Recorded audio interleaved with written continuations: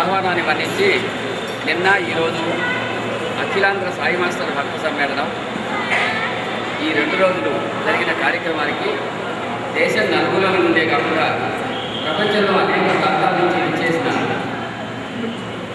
సోదరులందరికీ, భక్తులకు, ఇది జయప్రదం చేసిన ఆబాల వృద్ధులందరికీ, ఇందులో కష్టపడిన ప్రతి వారికి మా హృదయపూర్వక ధన్యవాదాలు.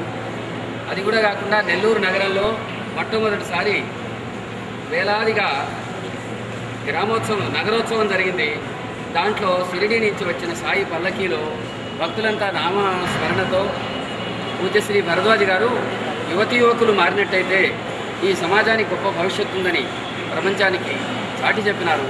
అటువంటి భరద్వాజ మాస్టర్ గారి పేరు మీద జరిగిన, ఆయనకి దివ్య అనుభవం వచ్చినటువంటి సందర్భంగా జరిగిన ఈ పవిత్ర కార్యక్రమానికి విచ్చేసిన వారందరికీ పేరు పేరున కృతజ్ఞతలు, నమస్సుమాంజలుడు. వారందరికీ నమస్కారం.